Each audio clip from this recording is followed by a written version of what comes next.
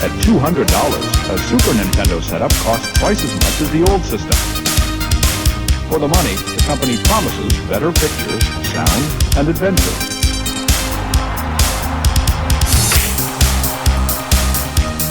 Now you're playing with power, superpower.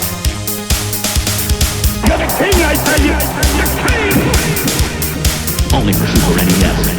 Only on Super NES.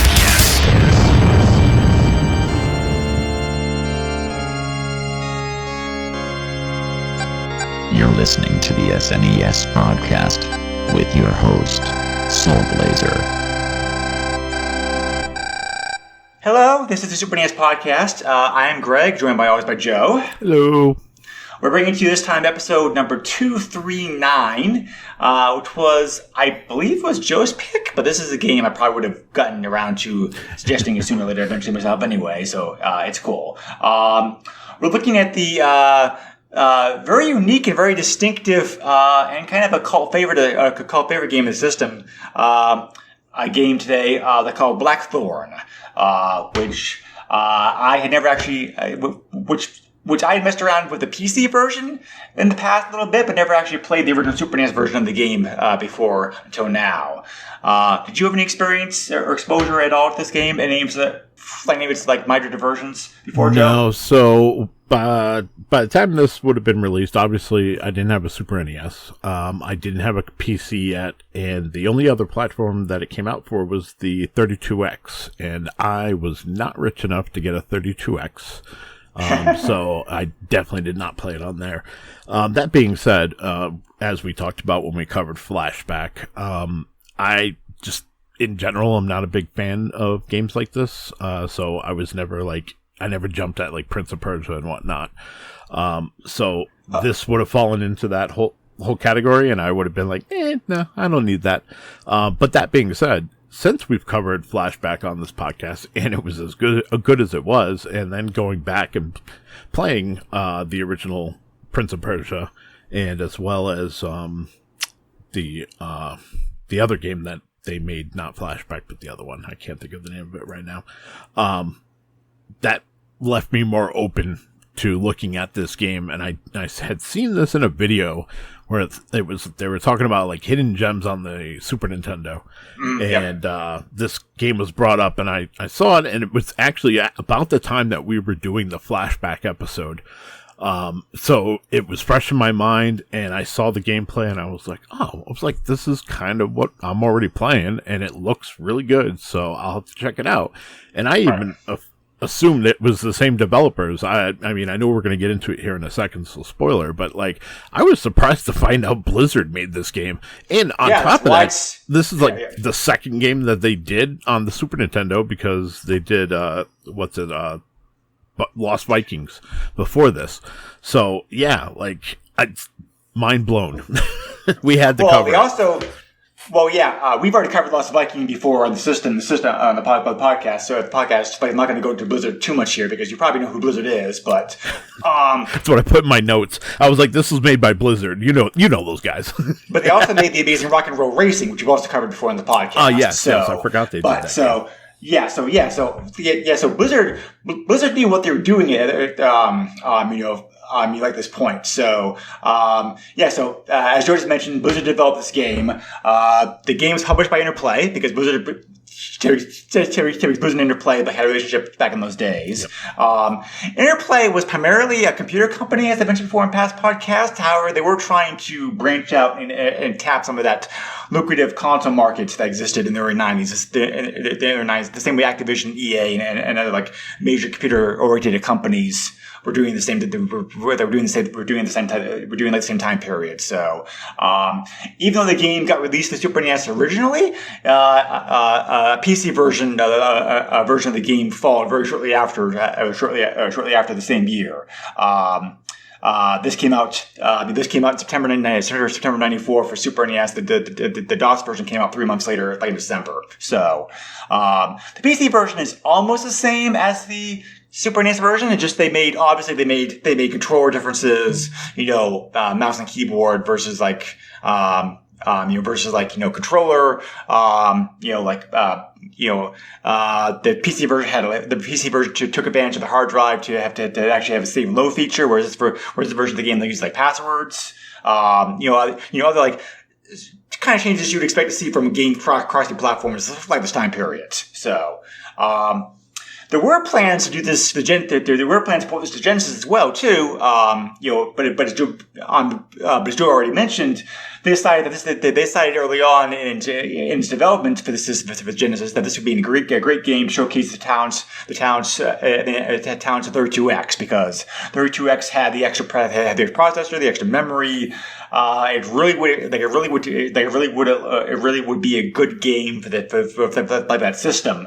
Well, technically, it was an add-on, but a lot of people like it to be like a system itself. So, anyway, it was one of several games identified early on as being like good candidate for release on that. So that came out for the 32X in September of '95, and Joe was right in saying the 32X when it came out was very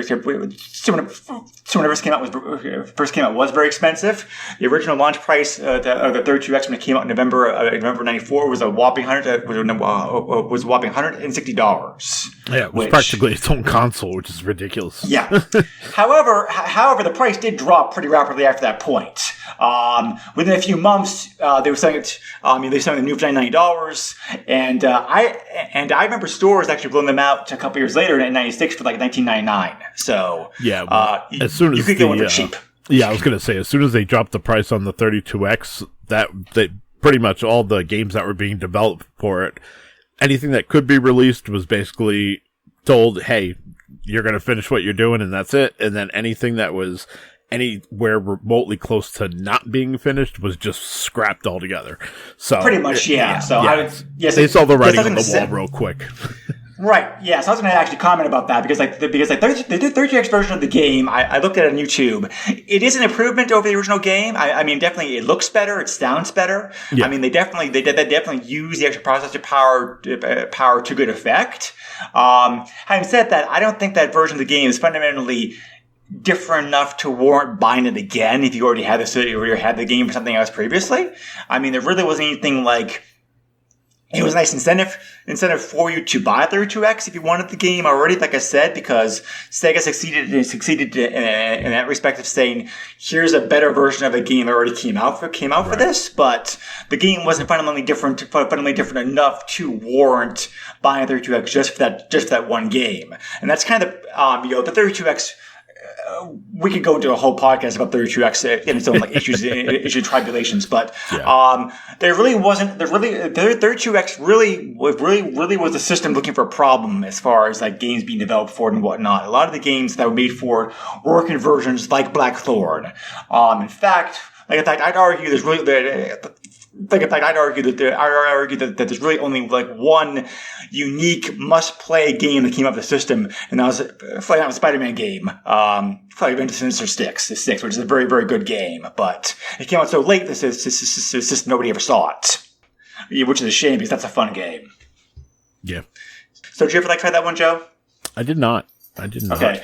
You should play it. But as far as Spider-Man games go, it's very good. Yeah, I'll have to check it out. As far as the 32X goes, Knuckles Chaotix is the game I always go to. Oh yeah, that's also a great game too. Yeah. So that's my go-to. But it's like the Sega CD. The Sega CD had some good games, but I always go to Sonic CD. Sonic CD is the staple of the game system. It's just how it is. Yeah. Yeah, the Lunar games came out with the system also, and there was also there was that shooter, what's it called, Slip Heat or something like that. But there was a very Star Wars Arcade. The system definitely had some good games too. The Sega CD was a better value overall, I thought. Oh, of course, how can we forget Night Trap? The Sega CD definitely plays another category. That was also expensive, but at least that had a lot of good games for it. Yeah. 32X, I think 32X only ended up with a dozen or so games in the US market. It was a very small library at the end. Yeah, so. I think the total US library is either 25 or 30 games. Oh, it's bigger than I thought it was. So it's bigger than you thought, but it's not that much bigger. There also were a handful of games where it's like they were Sega CD and Sega 32X enhanced versions of the games too. So I remember that. So I remember they also used they also used that gimmick as well too. Yep. So, but anyway, this is all kind of like a roundabout way of saying is that the 32X version of the game, while it's good, it's not really so fundamentally better that you need to like track out a copy of the game or emulate it or anything like that. You can get a good experience of the game with the Super NES version of the game, but although you don't even need to go through that route, the game was included on the Blizzard Arcade Collection, which came out for the Switch, PS4, with Steam and Xbox One back in back 2021. So it is a Super NES version of the game. Having said that, however, that version that collection is still available like for sale today. So like I said before, cult classic. The fact that Blizzard re-released the game on that collection is proof of that. Actually, that's a very good collection. Laying out of its own right. There's a lot of like good games on there. So. Blackthorne is just like one of many great games on there. To make it make it worth like picking up for sure. But the game was also available for free for a while. The game was also available for free for a while, like on their BowNet PC client. I don't know if it still is, but it was on there for a while, like as a promotional thing. So. There were other versions of this game planned as well too. Besides those, the game did well enough on the Super NES and the Sega 32X that they also planned to make PlayStation and Saturn versions of the game as well. But those plans got canceled for unknown reasons. I'm not sure exactly what happened to cancel those plans. I couldn't really find anything concrete on that. Also canceled for unknown reasons was this version I can at least offer a good guess as to why. A 3D version of the game was also planned. And as a matter of fact, apparently got finished because the game was shown off at Flight 83 1995 for release later on that year. All the video articles I could find in the time period say the game was either finished or almost finished. So that also never got released, and the company never said why. At least that one I can say, okay, the system wasn't doing very well. They probably judged it wasn't worth sinking in the additional time, money required to finish the game and actually launch it, blah blah blah, that kind of stuff. So yeah, but see, now that's curious because there's quite a few 3DO games that were easily ported over to the Saturn and the PlayStation. So you would think that if they almost had it finished, they would put that little bit of extra time and release it on one of those two systems. They might have planned to take that's actually a good point. They might have planned to take the 3DO version and then use that to develop the PlayStation and Saturn version of the game. Yeah. So and of course when the 3DO version never got released, that ended those plans. So right. That's a logical theory. Like I said before in the past, information about unfinished and unreleased games from 30 years ago is a little bit hard to find in most cases, unless like a very infinished title. So, Star Fox 2, for example, was so famous and so much talked about that was pretty easy to dig up information on. But most games, you don't have the information that you do nowadays. If a game gets canceled now. There's numerous explorations and reasons online for why. It's like, for example, they recently canceled a couple of Star Wars games that were in development, and they, the articles online clearly said why that happened. Yeah. So, you may not like it, but at least you know the reasons behind it, at least behind their mindset for doing so and whatnot. Yes. So. Anyway, so the game, as popular as it was, there were other versions planned that never came out, unfortunately. I think those CD versions would probably have used the Sega 32X version as their base. So again, probably slicker graphics, better sounding music, a save feature probably. But beyond that, I don't think we're missing too much by the fact those versions never got finished. Yeah. Because the base game, as we've already talked about, was programmed by an experienced company with good developers who knew what they were doing with the system. And, spoiler, the results show, I think. It's like, as Joe mentioned, this game was heavily inspired by Another World and Flashback. And the game also uses rotoscoping techniques like Prince of Persia does. And as a result, the game looks a lot like Prince of Persia. I mean, like, playing the game just feel like a darker, grittier, more violent version of Prince of Persia, with the action scenes more important than the platforming was, because Prince of Persia was mostly platforming with a little bit of puzzle and a lot of puzzle, but the actual parts of Prince of Persia were pretty minor. It's like so yeah, you definitely can tell the Prince of Persia influence and root in this game. There also was a Macintosh version of the game also, which actually made the graphics a bit better by using pre-rendered motion captured sprites, like as well too. So.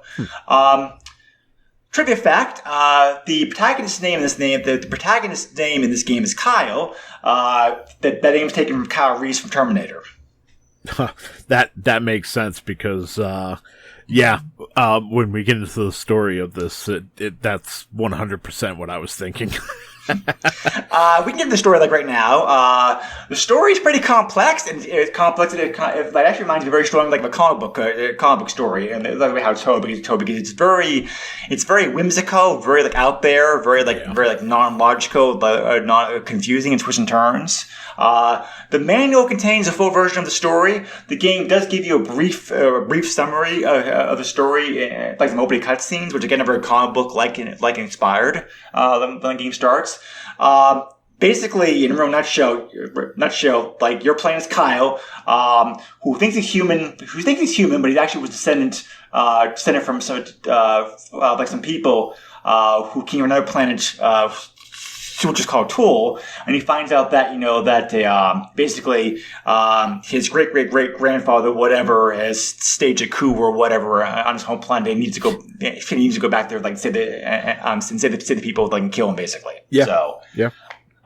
That's pretty much the nutshell. Yep. Like I said, it's very confusing. It's very comic book inspired. You really don't need to worry about the story too much because it's like you only have to see the story at the start of the game, at the end of the game. So, most of the games just a basic platformer, like I said before, very Prince of Persia inspired. Where you're like running around stages, climbing on the platforms, dropping down platforms, attacking enemies like your shotgun. You're talking to people. There is some dialogue in the game from characters or whatnot. So, it is very platform inspired, but it's also it's more platformy.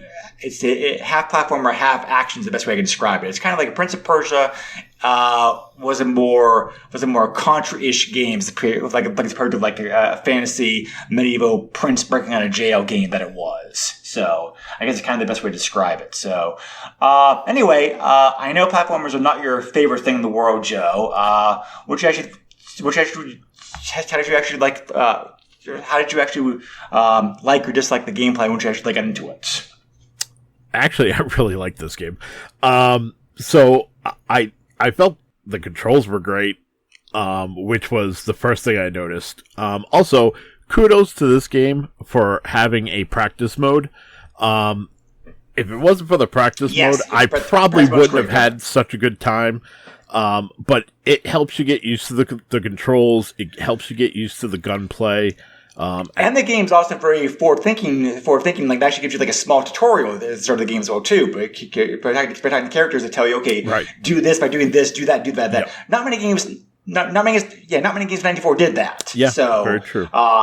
Yes, again, like, kudos to them for doing that. So, I mean, if you're a running gun guy like me, you're probably gonna have to take your time with this and be patient. Yeah. You have to change your especially strategy. later on in the game, because enemies love to ambush you like in the shadows. Yes. And like, they can do a lot of damage if they get to drop on you. But that being said, I think the controls are set up perfectly. You jump with the A button. I'm sorry, with the B button.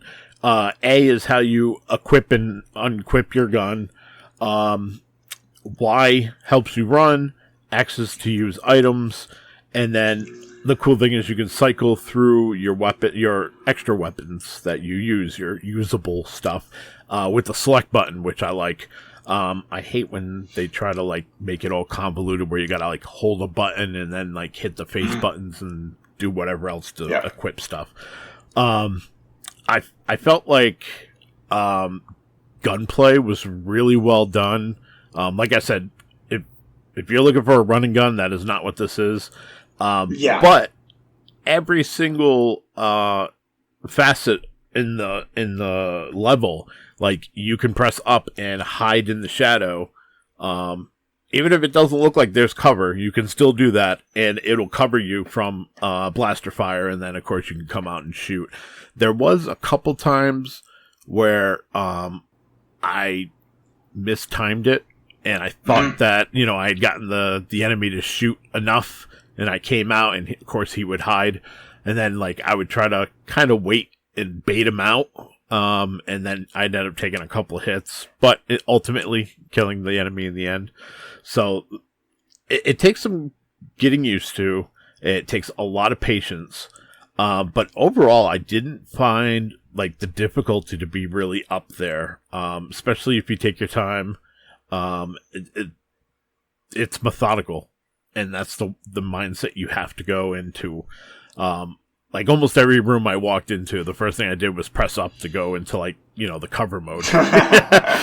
Just because, I'd gotten to that point where I was like, okay. I dying a few times before I would do that to you. I was just like, okay, I'm going to enter a room. I'm going to take cover. I'm going to analyze the entire, level layout that I can see. Take, each problem at, one step at a time. This game was really fun. I enjoyed the gameplay. I love the cover aspect. Like I said, with the practice mode, being able to talk to everyone and they explain not only the controls, but like the nuances. So it's like, at some point you get to a guy and he's just like, oh, there's a larger gap. So you're going to have to hold Y to run and then hit, the B button to jump. But he's like, but you have to time it correctly. Like, he tells you the nuance. So it's not like you're sitting there making a blind jump every single time and you're missing it because you're not hitting it, at the right time. So that was a nice welcome, in my opinion. Biggest issue I had, which really wasn't that big of an issue, is I wish it would have had a battery backup save. I think saving to the cart would have been a little easier, but I can't complain. The passwords are like 5 characters long at the most. They're pretty simple passwords. Yeah. So, it's like, if you want to see the end of the game, like the password is FM YW. So full motion video, you're welcome. Like, it's, you know what I mean? Like it's different codes like that just kind of, it makes sense, and they're short, so they're easy to remember. That's the only code, by the way. That's the only Easter egg present in this version of the game. By the way, the Japanese version of the game has other Easter eggs in it, but the only one that's in the U.S. version is that quick access to the ending movie that Joe just mentioned. Is the Lost Vikings Easter egg not in this game? No, not the U.S. version, at least. Okay, all right. Because I know that there was what was it? It was in like the second level or something like that. You climb a wall and you're supposed to be able. Oh, you mean that Easter egg? Sorry, I was talking like actually like cheat codes. Oh, okay. Yeah. No, that is still in there. Sorry for the game. Okay. Yeah, I didn't seek it out, but I happened to, when I was looking up an article about actually the story of this game, I was looking up the article about the story of this game so I can kind of condense it down. And I saw that Easter egg and I was like, that's cool. I was like, but I, of course, looked up the article today at work while I was working, so I did not have time to play the game and actually see if I could find that Easter egg. But I thought that was really nice to have that in there. Yeah. Definitely. Joe gave a pretty good, concise summary of the gameplay here, but I agree with you, like, the most part. The gameplay does take a while to get used to, but once you get the hang of it, I think it works out pretty smoothly. This is not why I would call this game a platformer. It's definitely a slower paced platformer than most of the games that let you refine the system, like Mario, for example, or whatever. Yeah. Definitely a slower pace. You definitely need to be careful, like the game and whatnot. So, there is the usual collectathon thing going on here that you would find in platformer games, that finding keys, items, and items to progress. Some of the levels can be very maze like confusing. Yeah. And think, oh, there's no time system. So there definitely are times where I had to look up a map to figure out where the hell to go to get through something. That's fair. I went to GameFAQs, which yes, GameFAQs still exists. I went it's to still a good GameFAQs. resource. I still use it every time for doing like cheat codes. Yep. But yeah, I downloaded a walkthrough because that was the easiest place to go and get one. Did you finish the game, by the way? I did not. Okay, all right. The ending of the game is very dark. I will just say that it's like oh, this is not what this is not. It fits Blizzard's theme for sure. Yeah, but. It's very dark for Super NES ending. I think I was a bit surprised. Like they did in there. So, just as a small spoiler for part of what the ending is, Kyle promises the bad guy, Starlock, that he'll keep his skull as a trophy in his wall, when he's dead. Nice. And after the boss fight, when fighting in the game. He wins. The game states that he becomes a new king. He rules fairly for many years. The shot does show him with a woman, presumably his queen, next to him, and also you can see that skull in the background as a trophy, like he promised. Nice. So. Definitely more of a darker ending for Super NES game, but it does feel like Blizzard's overall like high fantasy darker themes. Yeah. However, so there are 17 levels altogether in this game with 4 areas in them. The mines of Androth, the Crane Forest and Swamps, the Wasteland, the Desert, and the Shadow Keep. One thing the Sega 32X version does have that's superior to this version of the game, but they include a 5th area, the Snowy Mountains, which is not found. Which is not found in the other version of the game. I'm okay with that not being here, however, because I thought that because the game was long enough as it was. The typical Let's Plays for this game online average around 2.5 to 3 hours. So,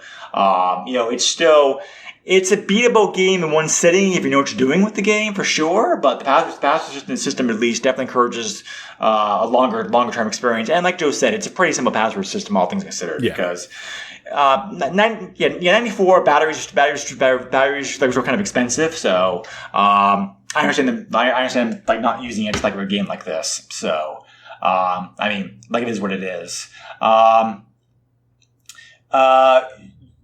I like how your enemies can also take cover to avoid bullets. It's not just you. The AI of this game is actually pretty good, I thought. Again for 94, when it came out. So you can also fire behind you as well, also, which is nice. Which is a nice feature. Yeah. There are definitely times that comes in handy. Yeah, the biggest aggravation. I was gonna say there's a couple spots in the game where you'll have an NPC who's firing at an enemy, and they'll be going back and forth, constantly firing at each other as you're working your way up. And the NPC, of course, never hits the enemy. At least, not to the point where it would kill them. They leave that up to you. Sure. But I thought that was pretty cool that you come across that while you're playing. At first it feels very solitary, like it's just you versus these guys. But then you realize that, as you're, doing things and freeing slaves, kind of, they're, rebelling as well and assisting you. Yep. And those assists usually come either, and those assists can come to you in many forms. Can be information, can be keys, can be upgrade your weapon. Your weapon, like make your shotgun better. It's like I like using a shotgun like the video game. Shotgun's a fun weapon to use. Yeah. I'm always happy to use a shotgun. Use a shotgun in a game because that brings back memories of playing Doom as a kid with the shotgun and whatnot. And shotguns, they suffer from range, and this game also shows that as well too. But shotgun to me is a very cool weapon. So it's and some of the upgrades that you get for your gun do make it a lot better because you will need need that firepower. Yeah. I was going to say, my one big complaint with the game is the fact that I felt that enemies, the hiding shadows concept, while it's cool, it does kind of wear a bit thin toward the end of the game, I thought, because it's like the enemies increase in health and take more hits before dying. So it's like, okay, come out already, so I can kill you already. It's like, come on, let's go here. Yeah. I was gonna say about halfway through the game, you start to realize that the enemies become bullet sponges, which is kind of annoying. Yeah, but yeah, it definitely is annoying. And like your gun gets more powerful, yes, but the enemies get stronger at a much higher scale than that. Yeah. So the second half of the game can feel a bit more sluggish going through than the first half of the game is. That said, while it's annoying, it's still the concept is still unique and fun enough to make the game at least like it doesn't like wear out the actual appeal of the game itself. Right. The graphics of this game, as you mentioned before, were rotoscoped. High, very smooth, very smooth, like animation. The graphics as a result of this game look great. They definitely have that same blizzard high fantasy darkness style with them for sure. It's like you've seen one of their games, you definitely know the graphical style I'm talking about. So, very detailed graphics. Especially especially the characters and enemies. Yeah. The sprites. The sprites. I thought were really large, detailed. Good variety of enemies. Good variety of landscapes. To go through. So yeah, the graphics of this game are definitely like a high point for sure. Yeah, so, I agree with all that. I felt the sprites for the enemies and whatnot were fantastic. I felt Kyle's sprite was lacking a little bit. But I also feel like there's supposed to be a bit of mystery there, so having, like, his face is kind of like muddy kind of looking, is the best way to put it. It kind of almost blends into the background sometimes. But, it kind of adds to that allure, like he's supposed to be this mystery man sort of thing. So I love the enemy designs. Like, some of the orcs that they made, just look fantastic. And, again, the different levels, or I should say areas that you have. The mines look great. Carillion, both the forest and the swamps area, like perfect, like immersion into that world. And same with the Wasteland Desert and the Shadowkeep. Everything is unique. It was never where like I got bored of where I was at. Enemies are varied, as Greg was saying. So yeah, and the only other thing I want to bring up is that obviously, like, the animation is fantastic. It's very fluid. I didn't at any point like feel like the game was working against me by like stuttering or anything like that. It moves along at just the right tick, and it works.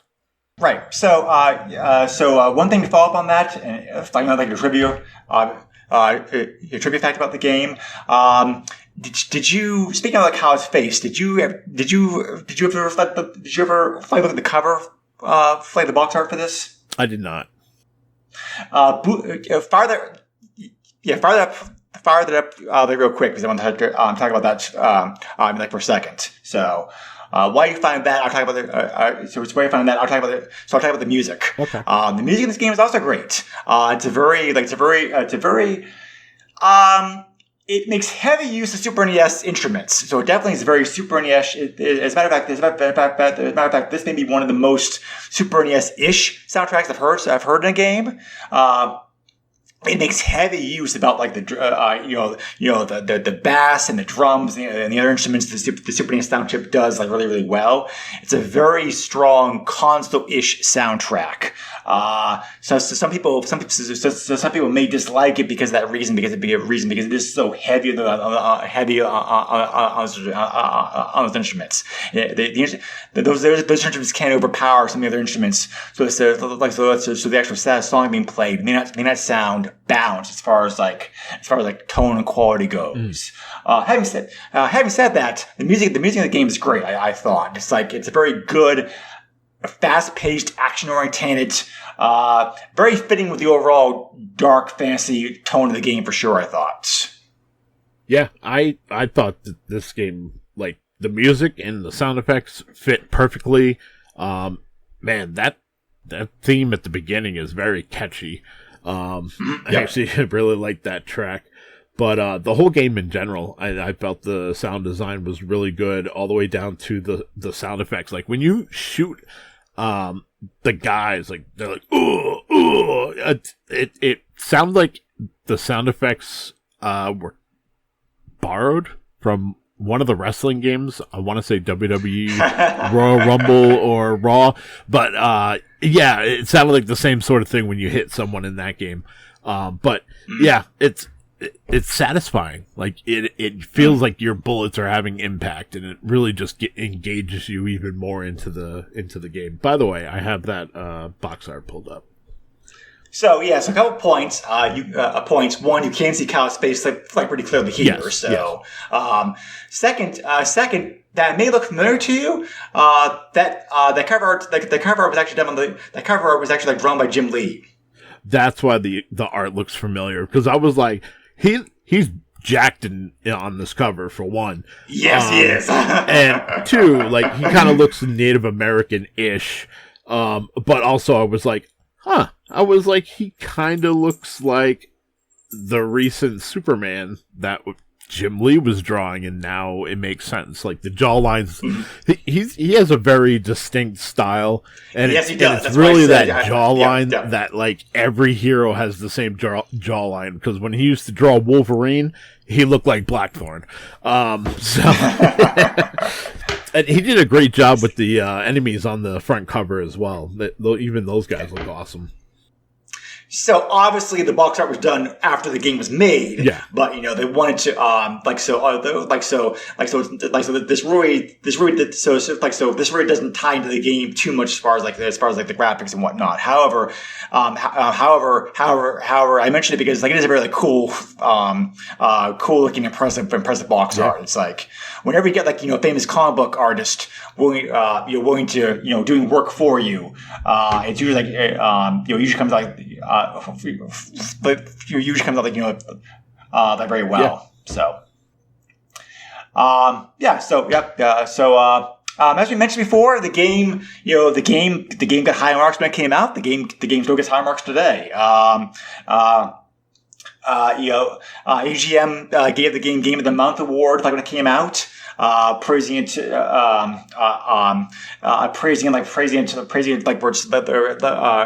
the same things we talked about.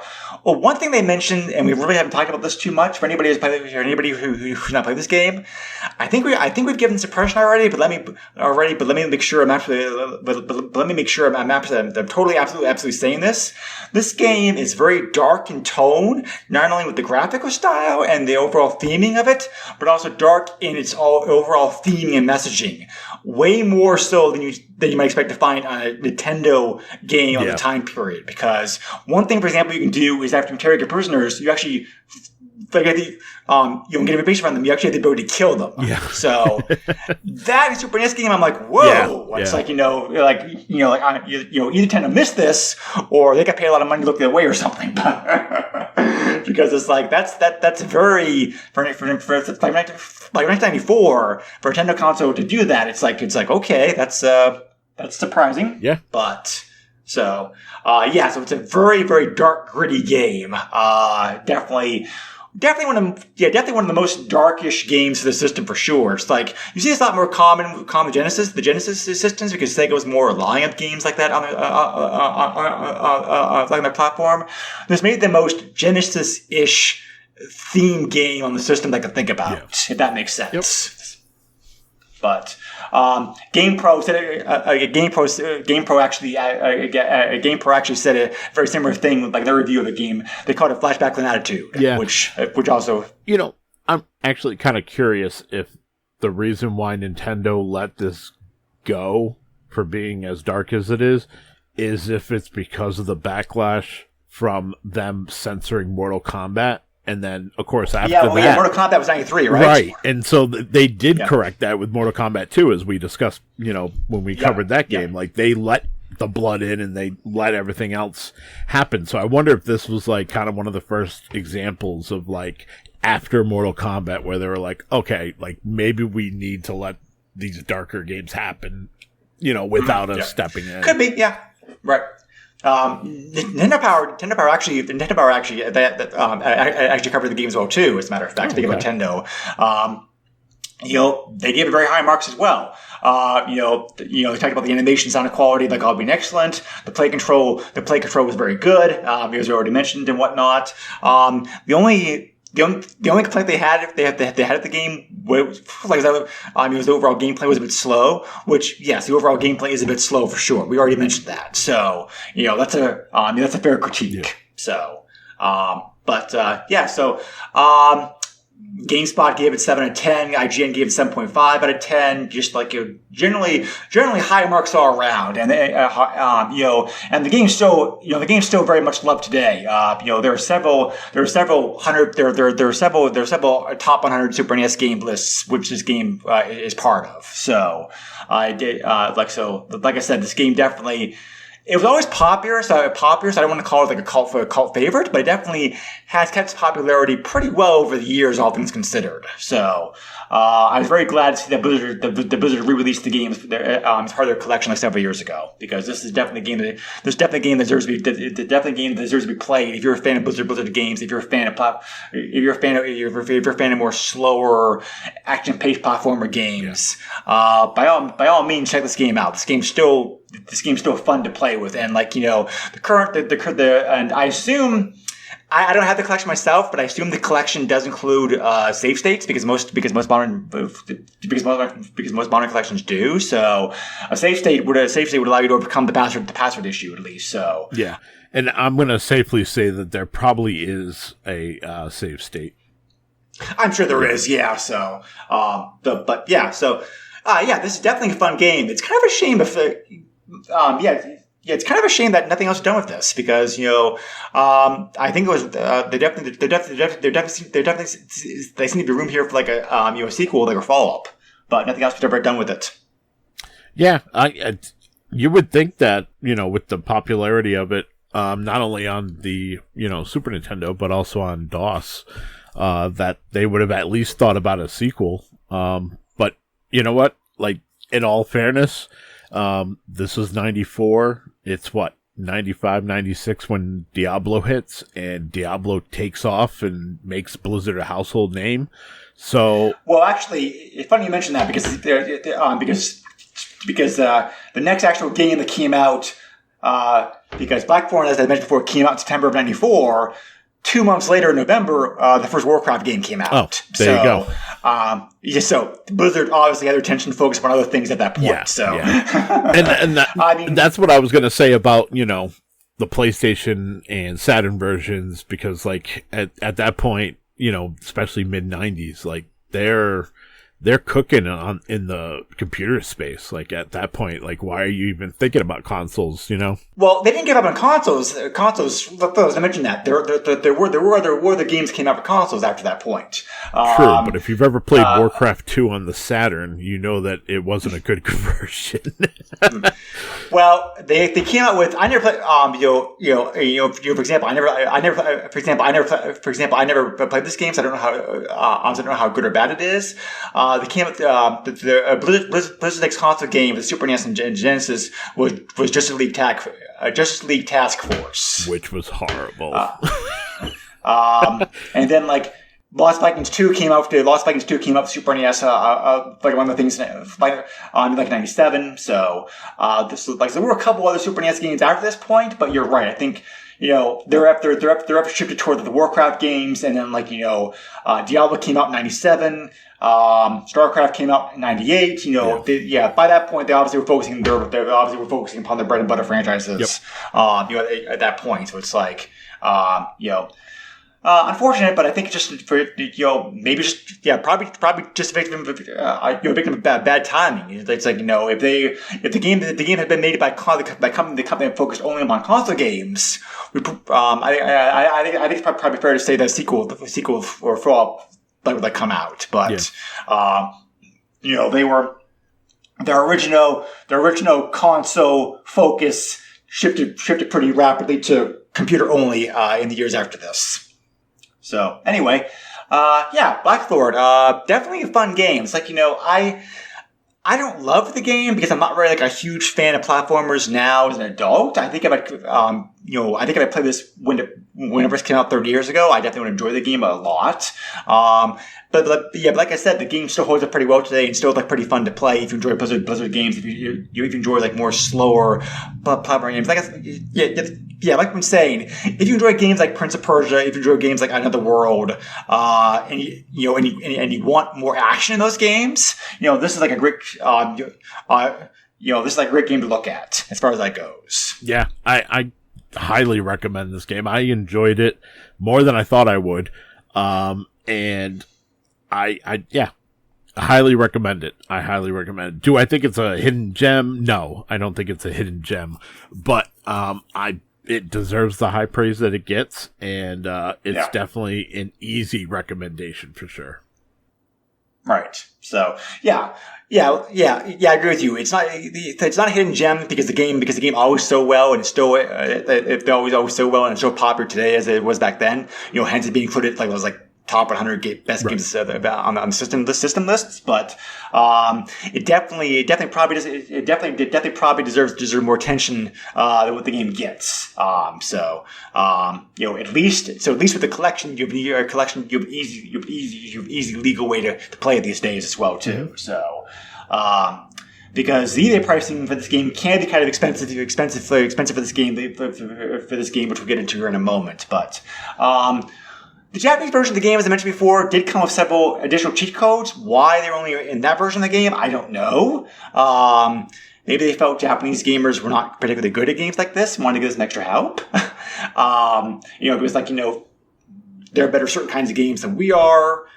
At least that's at least that was the mindset of executives and developers like 30 years ago. Yeah. So, but anyway, some of the various codes you can use that version of the game are including bringing up a debug display option, free movement mode, which allows you to move around just anywhere that you want to, power up the gun on demand, speed up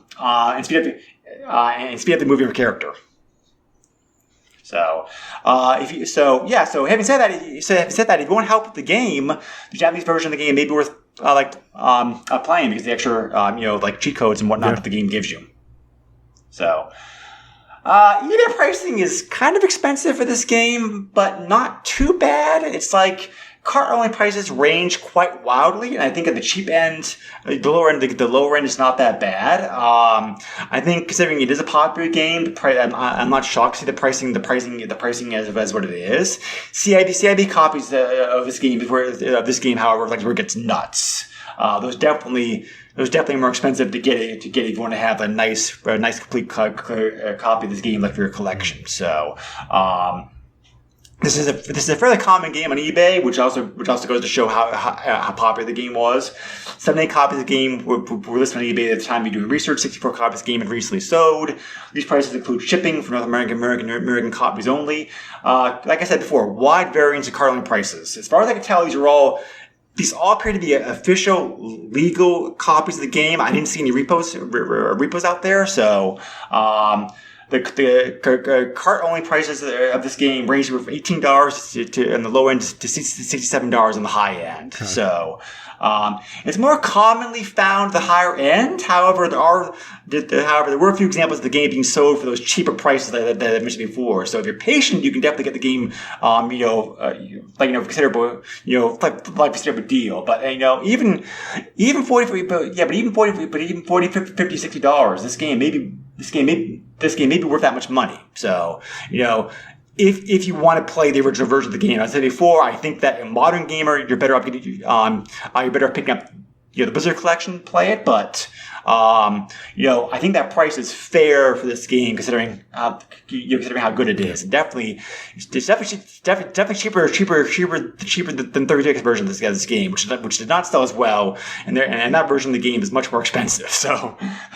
So if you want that version of the game, you definitely have to open up your pocketbook for that one. But CIB copies of this game are definitely where it gets more expensive. Again, there's a pretty wide variance. Those copies starting with $101 to $225. Okay.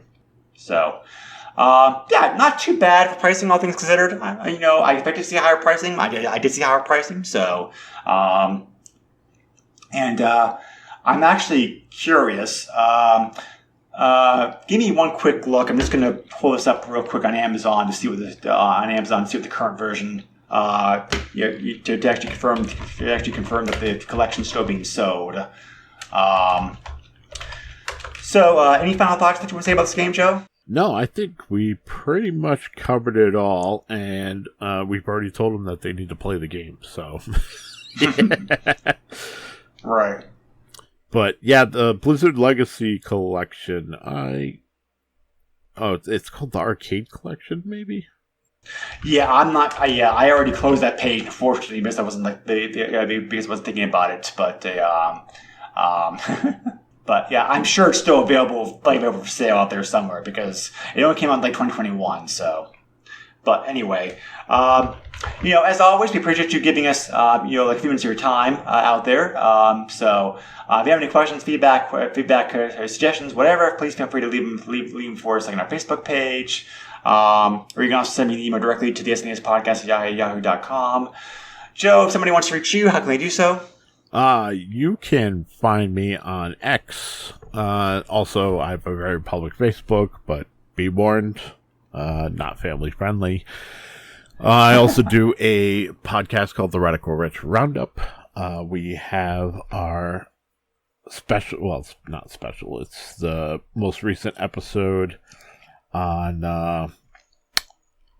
man, why am I drawing a blank on this most recent episode?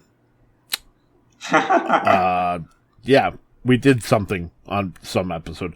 No, it's Arcanum of Steamworks and Magic Obscura, which is interesting dungeon crawler that is done in the it's done by the developers of Fallout. Yep. So, and they created their own studio after leaving and doing their own thing. And this is the game they produced. It definitely feels rushed at some point in the game, which is unfortunate because it is so full of lore. I mean, if you've ever played the first Fallout, and how much story is in that game, Yep. This game has the same plus another 2 times worth. But it's also crazy. You can do crazy builds where your guy has all his stats are in beauty or charisma. So he doesn't ever have to fight. He can just walk into a room and the enemies are just charmed by him and they end up deciding not to fight him and they just leave. So there's different things like that. If you play as a necromancer, you can actually kill everything in the game and then obviously just bring it back to life to get the information you need. So there's so many different aspects to that game that was really cool. It's definitely not a game I'm going to go back to because it was just way too much. And I think there's going to be way too much that I would have to put into it to see everything. But I'll tell you, George loves that game. Spoiler for the podcast. And has run through it numerous times and plans on running through it numerous more times. So, obviously it was his pick. So I was glad to, kind of entertain him on that one. Is the game available on GOG or anywhere, or do you have to Yeah, so it is available on GOG. Okay. And the last I knew, it was on sale for $10, which $10 is... Oh, okay. I'll definitely have to check it out then. For $10, I definitely say it's worth it. There is a fan patch that you do absolutely need to apply because the game is just broken in nature. So the fan patch actually enables you to be able to upscale the graphics, which is nice, but it also fixes a lot of the bugs that were present in the original game. So highly recommend that. But yeah, so definitely check out the Radical Retro Roundup. We got another episode we'll be recording soon, focusing on Richard Pryor's Place, or known as Pryor's Place.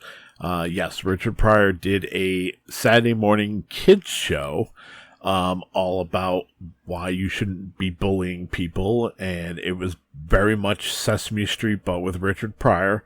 And as insane as that sounds, it's actually quite wholesome, which is funny because I've recently gone back to watching some of Richard Pryor's stand-up, and yeah, it's going to be a fun episode because obviously the gloves are off on the Radical Retro Roundup, so just not family friendly. So I'll give you, that disclaimer, but half the podcast is probably going to be going into the history of Richard Pryor and some of the stuff he was up and into in the 70s before he got to this point where he could do a kid show. So that's going to be fun and dark, and I can't wait to talk to George about that. But yeah, other than that, definitely check me out on X. It's at JoeSucks34 or 30. No, at JoeSucks30. Sorry. I also do Twitch. Actually plan on doing a little streaming tonight, doing some retro games. I put it out there earlier on X that I was looking for retro recommendations. No one has replied yet. Surprise, surprise. It doesn't matter that 300 people follow you. Most people aren't going to see your tweet amongst the celebrities. So it is what it is. I'll probably end up playing something. Lord only knows. But my ADD really is bad, so it's like I'll play a game for like 20 minutes and then like I want to switch games, and it's hard to do that. I mean, it's not hard to do it when you're streaming, but it's frustrating, I'm sure, to the watchers when you are ADD like that. But yeah, I'll probably try to find something. But I've been doing Forza. Cruisin' Forza has been the title, and it's just me driving around in Forza doing like the what do you call it, like the billboards and stuff like that you have to find. I did some races here and there, but it's mainly just me driving crazy off-road when I shouldn't be in a Bugatti, things like that. The first time I started the stream, I had Spotify playing on my Xbox, so I thought that because the Spotify app was playing music in the background and I was playing Forza, that the stream was catching it. Found out after the fact that was not the case. So whoever the poor unfortunate souls that were watching me got to listen to me sing unfiltered because I thought that the music was playing and that they could hear that and not hear me.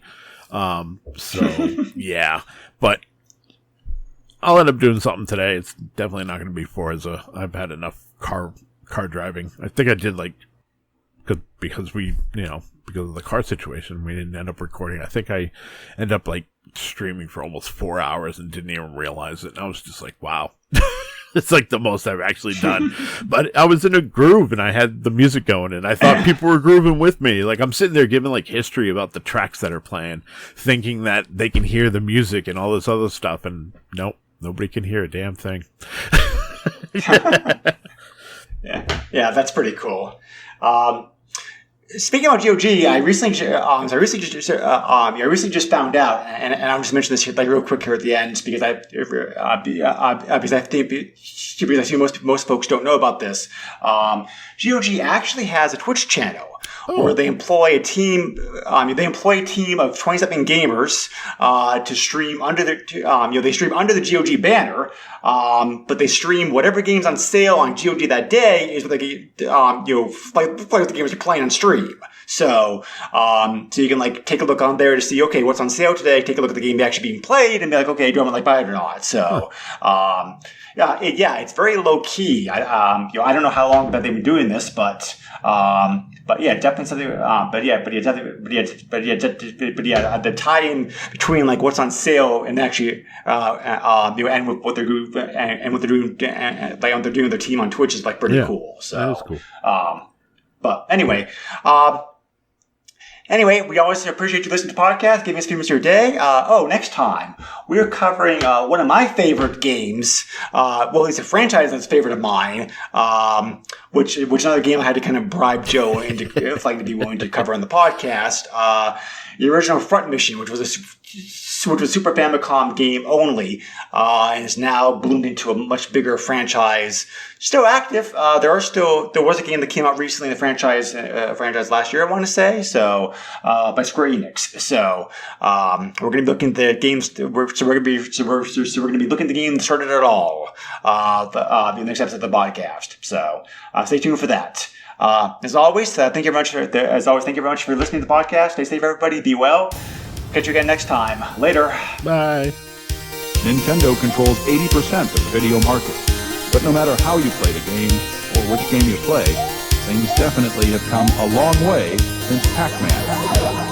Now you're playing with power.